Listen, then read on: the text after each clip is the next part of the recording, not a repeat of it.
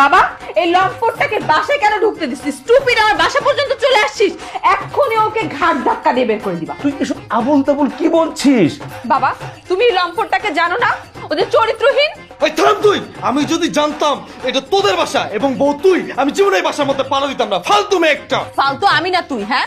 দুইবার পাবলিকের হাতে মাইর খাইছিস, ওটা মনে নাই? বাবা তুমি ওকে এক্ষুনি আমার চোখের সামনে দিয়ে বের করো। আচ্ছা মা, তুই এত কিছু আবির সম্পর্কে জানলি কি করে? আঙ্কেল আমি আপনাকে বলতেছি, ও আমার ব্যাপারে কিভাবে কি জানছে। প্রথম দিন ও আমার সাথে ইচ্ছে করে ধাক্কা খাইছে। ধাক্কা দিলি কেন তুই আমারে? অদ্ভুত তো, ধাক্কা কি আমি দিছি নাকি? ধাক্কা দিছেন তো আপনি। কি ধাক্কা আমি মারছি? মেয়ে মানুষের গায়ে ধাক্কা খাওয়ার জন্য গা ঘেঁষে দাঁড়ায় থাকো, আবার মুখে মুখে তর্ক। বেয়াদব ছেলে। আর একটা ফালতু কথা বলবেন না। কে বেয়াদব? হ্যাঁ কিসের বেয়াদব? নিজের শরীরের উপর কন্ট্রোল নাই, আরেকজনের উপর দোষ চাপান। কি আমার শরীরের উপর কন্ট্রোল নাই? তুই আমার রিমোট কন্ট্রোল দিয়ে চালাস তাই না? তোর আমি মজা দেখাইতেছি, দাঁড়া আজকে আমি তোর পাবলিক দিয়ে মার খাবো। তুই তো করে বলছিস। চিন্তাই গাড়ি ধরছে এই মা, আরে মামা কিসের চিন্তাই গাড়ি ধরছে বল। কে চিন্তাই গাড়ি ধরছে? কে চিন্তাই গাড়ি আমার ডাক চিন্তাই ধরছে। যেখানে আমার কোনো দোষই ছিল না, আমার দোষ না থাকার পরেও সে সব দোষ আমার উপর চাপাই দিছে। তারপর সেকেন্ডেতে ও আমার এলাকার মধ্যে আসছে। গতকালকে যে আমাকে পাবলিক দিয়ে মাইর খাওয়াইছিলি, ভুলে গেছস?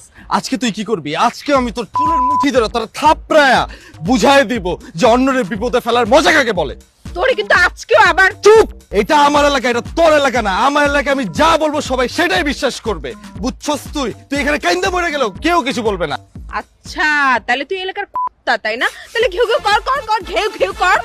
আরে তুই এগুলো কি শুরু করলি? প্লিজ এখান থেকে চল। তুই চুপ কর। কি ঘেউ ঘেউ করছ না কেন? কর ঘেউ ঘেউ কর। তোরে আমি গায়ে হাত তুলবি? হ্যাঁ, মেয়ে মানুষের গায়ে হাত তোলার মানেই বুঝিস তুই ভালো করে?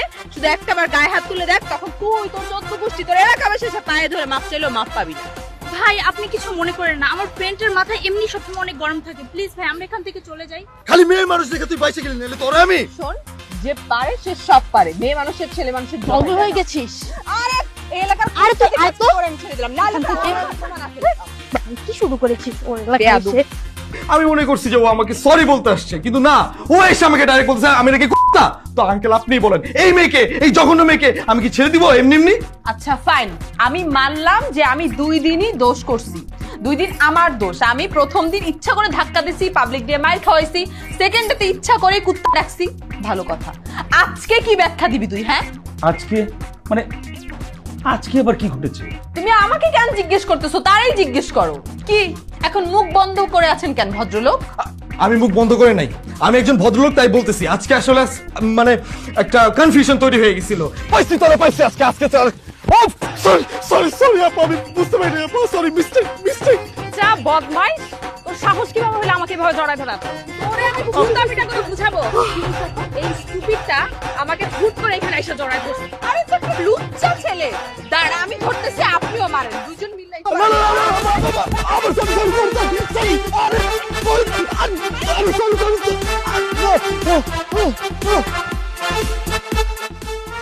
আমি ওকে মনে করে আরেকটা মেয়ের উপরে ঝাঁপায় পড়ছি। দেখো মা, আবির যদি কোনো অন্যায় করেই থাকে বা তার কোনো অন্যায় হয়ে থাকে, সেই বিচার আমি করব, বুঝছো? আর আমি যে কেমন মানুষ আমার সম্পর্কে কিন্তু তোমার বাবার খুব ভালো ধারণা আছে, বুঝছো? কিন্তু আপনি তো এখন আপনি ছেলের পক্ষই নিচ্ছেন। না, উনি ওনার ছেলের পক্ষ নিচ্ছে না, পক্ষ নিচ্ছে ওনার ছেলের তোমার বাবা, মানে আমি এখন থেকে আবিরের পক্ষ নিচ্ছি। বাবা তুমি? হ্যাঁ আমি, কারণ তুমি নিজেই স্বীকার করেছো যে 2টি ঘটনা প্রথম ঘটেছে তার জন্য দায়ী তুমি। আর আমাদের সবার কাছে একটি বিষয় পরিষ্কার যে 3য় ঘটনা যে ঘটেছে তা হলো ওই 2টি ঘটনার রেশ হিসাবে। তাই আবিরে কিন্তু কোনো দোষ নেই। বাবা তুমি ওর পক্ষ নিচ্ছ? তুমি ওকে ভালোবাসো না? এই তোমার মেয়ের প্রতি ভালোবাসা? হ্যাঁ, কারণ আমি কখনো জীবনে অন্যায়ের পক্ষে থাকিনি, নাই এবং থাকবো না। দোস্ত, কাজী টাকার ব্যবস্থা করো। আপা এই জঘন্য মেয়েকে আমি বিয়ে করবো না। আপা মা, তোমরা চলো চলো চলো আসো। এই, চলো মানে কোথায় চলো? হ্যাঁ, আমার জবানের একটা দাম আছে। আমি আমার বন্ধুকে কথা দিয়েছি, তার মেয়েকে আমি আমার বাড়ির পুত্র বধূ হিসাবে নিয়ে যাব, ঠিক আছে? আর এই কথাই ফাইনাল, এখানে আর দ্বিতীয় কোনো কথা হবে না। যাও যাও, এখন তুমি বিয়ের জন্য তৈরি হও। আপা চুপ! বন্ধু চলো বিয়ের ব্যবস্থা করি আমরা। মা, আমি ওই ডাইনির সাথে এক রুমে এক বেডে থাকবো না। সে কি কথা? তুই বিলি কোথায়? কি সুইট একটা মেয়ে। আর শোন, তোর এইসব কথা যদি তোর বাবার কানে যায় না, তোকে কিন্তু একদম আলু ভর্তা বানায় ফেলবে। তাও ভালো মা, আমার আলু ভর্তা বানায় পান্তা ভাত দিয়ে তুমি আর আব্বা মিলে কষলে কষলে খায় ফেলো, কিন্তু ওই ডাইনির সাথে বাসর ঘরে পাঠায় না।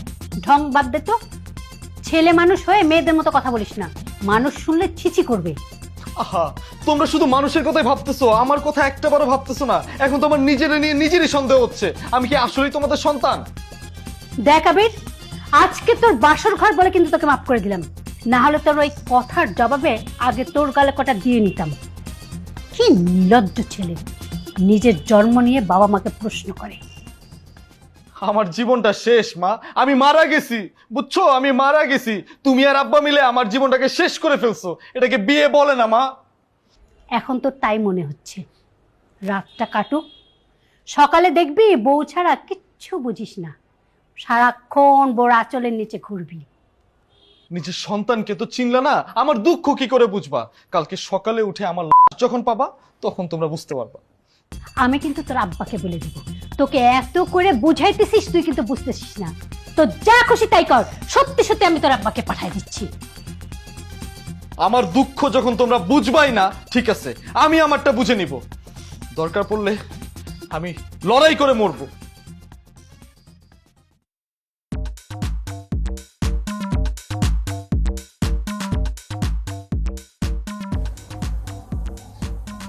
হারামজাদা এখনো রুমে আসে। শুধু একটাবার তুই রুমে আয়, তারপর তোর জন্য আমি কত চমৎকার ব্যবস্থা করেছি, তুই দেখে সারপ্রাইজ হয়ে যাবি। এমন মজা আমি তোরে দিব যে সারা জীবন তোর এই পাশে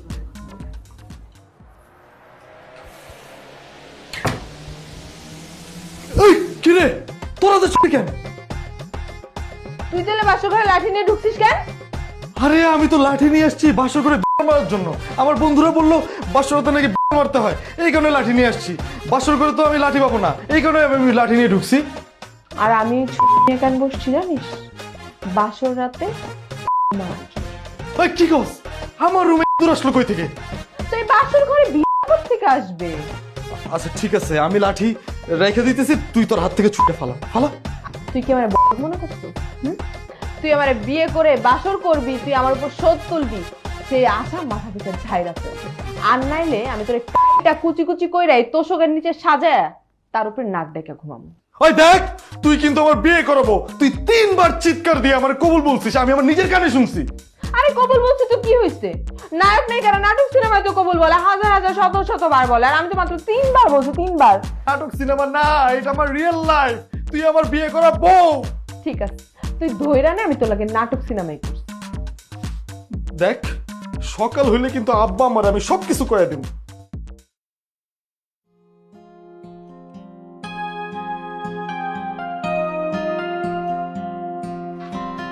বৌমা, তুমি রান্না ঘরে যাও যাও, তুমি তোমার রুমে যাও।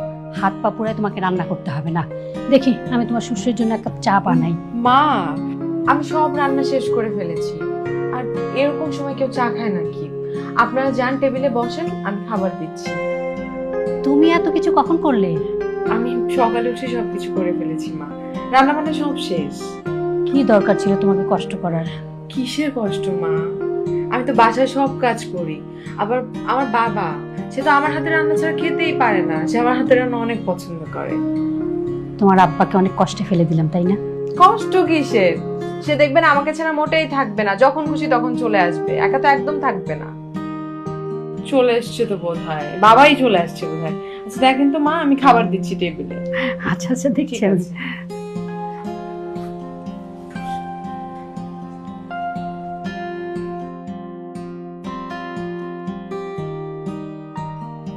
কই গো?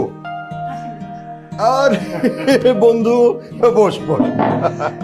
তারপর কেমন আছিস? আমি তো ভালো আছি, তোরা সবাই কেমন আছিস? আলহামদুলিল্লাহ। তোদেরকে না কয়েকটা দিন যন্ত্রণা দিতে চলে আসলাম। যন্ত্রণার কথা বলছেন কেন বিয়াই? আরে আমরা আমাদের ছেলে বিয়ে দিয়ে মেয়ে পেয়েছি, আপনি মেয়ে বিয়ে দিয়ে ছেলে পেয়েছেন। হ্যাঁ, সেটা অবশ্য সঠিক কথা বলেছেন, কিন্তু মানে আমার মেয়ে পারবে তো? একদম সে চিন্তা করবেন না আপনি। আমি রান্নাঘরে গিয়ে দেখি সব রেডি। বন্ধু, হ্যাঁ, আমি তো একটু ভয়ই পেয়ে গেছি। যুদ্ধ দিয়ে ওদের দুজনের সম্পর্কটা শুরু, শেষ পর্যন্ত যে কোথায় গিয়ে দাঁড়াবে সেটা একমাত্র আল্লাহই জানে। আরে আমার বৌমা তো লাখে একজন, কতজনের তো বউকে দেখলাম, কিন্তু আমার বৌমার মতো এমন একজনকেও দেখিনি। দেখতে হবে তো কার মেয়েটা।